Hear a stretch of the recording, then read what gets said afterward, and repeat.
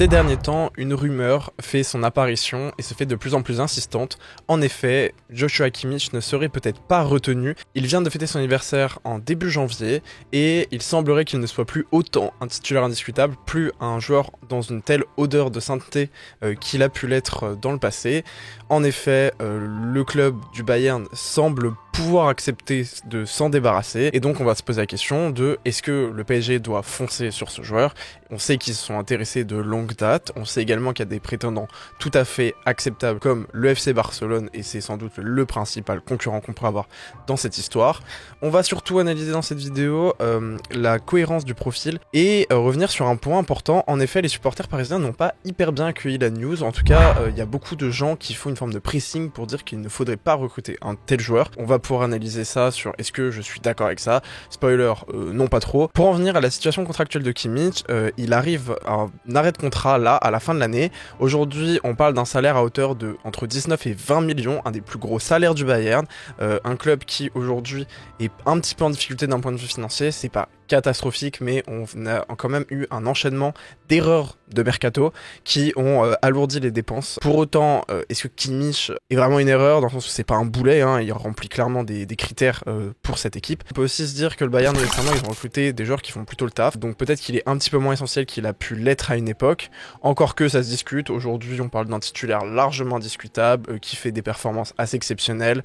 On parle d'un joueur qui est déjà à presque 10 passes décisives rien que cette saison, un joueur qui est là depuis presque 10 ans, je crois qu'il est arrivé en 2016, donc c'était il y a 9 ans, il est arrivé à 21 ans, il en a 30, donc oui, voilà, c'est un indéboulonnable, c'est une figure majeure du Bayern qui partirait, en tout cas s'il partait libre. Pour autant, oui, certes, ce joueur est identifié Bayern, mais fondamentalement, en quoi est-ce que ce serait un problème qu'on recrute un joueur identifié Bayern ?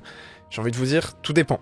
C'est-à-dire qu'effectivement, recruter une star offensive qui a tendance à faire de la politique, parce que les joueurs offensifs ont souvent, alors c'est pas toujours le cas, mais un ego plus important. On parle aussi de joueurs qui vont imposer des contraintes plus fortes sur un effectif, qui vont avoir tendance à le déséquilibrer. C'est aussi ce qui peut faire le talent de certains joueurs, hein, le déséquilibre. Mais voilà, c'est un petit peu compliqué, il faut en gérer, tu peux pas avoir que des joueurs de déséquilibre. Un Kimmich, c'est clairement pas le cas. Un Kimmich, c'est un joueur d'équilibre, c'est un joueur qui a une virtuosité avec la balle, mais qui, du côté du pressing, évidemment, je veux dire, on parle d'un joueur qui quand même est plutôt à vocation de milieu défensif ou milieu box-to-box extrêmement technique. Mais en tout cas, on parle d'un joueur qui évidemment sait faire des duels. Alors il est pas très grand, il fait 1m77, on le rappelle sur son profil. Et on parle aussi d'un joueur qui cette année est le joueur le plus juste. En tout cas, il fait partie voilà, de cette ribambelle de très très bons joueurs, avec notamment un João Neves, avec un Vitinha, de joueurs qui font très peu de déchets avec leur balle. Donc vraiment, on parle d'un joueur qui est hyper pur et c'est pas du tout un joueur qui, de ce point de vue-là, irait dans ce truc qu'on pouvait critiquer à une époque, à savoir ce qu'on disait le bling bling. Aujourd'hui, Kimmich, c'est pas le cas. Oui, c'est une star, évidemment. Oui, c'est un joueur reconnu, évidemment. Après, est-ce que c'est un joueur maison de retraite ? 30 ans, c'est pas hallucinant. Surtout 30 ans au Bayern, dans un club qui domine tout dans sa ligue, donc il n'est pas toujours à pleine intensité. C'est un joueur qui a une excellente hygiène de vie, il est réputé et connu pour ça. Et 30 ans, c'est pas non plus si vieux que ça. Franchement, faut arrêter. Il y a des milieux de terrain qui sont toujours extrêmement performants après. C'est pas un joueur qui base tout son niveau sur ses qualités athlétiques. Au contraire, c'est un joueur qui base beaucoup son niveau sur sa vision de jeu, qui disparaîtra pas. Il est pas mauvais, il est pas lent, mais c'est pas une flèche absolue, c'est pas Usain Bolt non plus, hein, voilà. Donc sur ce point-là, je pense que dire que ce serait pas une bonne recrue parce qu'il serait cramé, parce que c'est du bling bling, ça y est, c'est le retour des... Non, c'est faux. Par ailleurs, je rappelle quand même que le PSG, c'est un super projet, moi j'aime beaucoup ce qui se produit, mais il faut pas non plus tomber dans le dogmatisme absolu inverse. Dès l'expérience, c'est pas grave, hein, le club va pas s'effondrer parce qu'on a recruté un joueur de plus de 25 ans. Tranquille. Genre, c'est aussi important d'avoir des joueurs solides, d'avoir des patrons. Un Kimmich, justement, c'est pas ce patron un peu imbu de lui-même, qui se la pète, qui, comme on a pu avoir l'image, voilà, aujourd'hui on a en tête les Messi, même les Mbappé avec qui ça a très mal fini. C'est pas du tout le cas, Kimmich. C'est un joueur qui se fondra tout à fait dans le collectif. C'est un joueur que Luis Enrique aime, évidemment. C'est aussi un joueur qui a eu l'occasion de jouer dans le Bayern de Pep Guardiola. Donc c'est un joueur qui connaît ce moule de contrôle technique. Et donc c'est totalement un joueur Luis Enrique compatible. C'est également un joueur qui fait les efforts à l'entraînement. Et on sait que pour Luis Enrique, c'est super important les entraînements. C'est pas un entraîneur qui se dit oh vas-y, au pire on s'en fout des entraînements, ce qui compte c'est les performances sur le terrain. C'est un joueur qui attend du sérieux en tout instant et un Kimmich là-dessus est franchement quasi exemplaire. Personne n'est exemplaire, surtout quand t'as autant d'années de carrière devant toi, t'as forcément eu des écarts.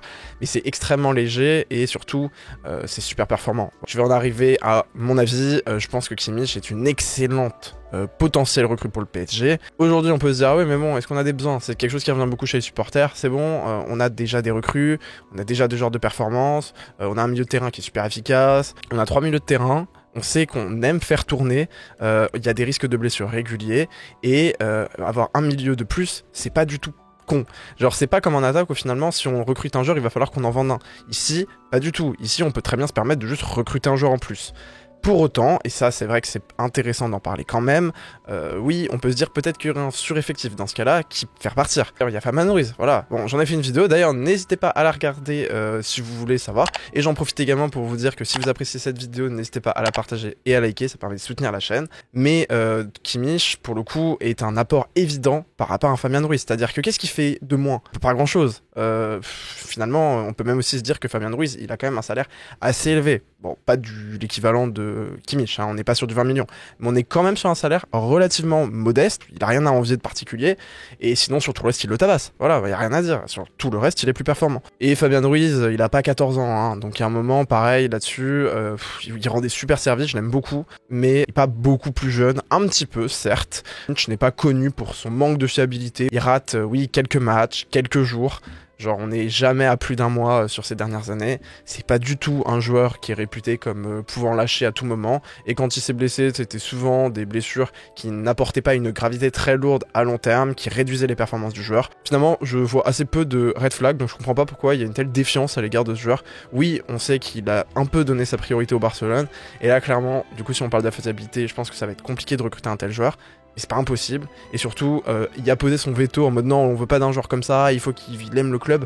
Bon, on parle de Kimmich, un gars super performant qui ferait du bien à l'effectif, donc à un moment donné je pense qu'il faut arrêter de faire les aigris. Si on a la possibilité de recruter Kimmich, et je dis bien si on a la possibilité, faut le faire. J'espère que vous avez apprécié cette vidéo. D'ailleurs, si ça vous intéresse, j'ai sorti une vidéo récemment sur le tirage PSG Liverpool qui arrive très bientôt. N'hésitez pas à la voir, ça peut vous intéresser, et je parle aussi de la suite du tirage. Merci.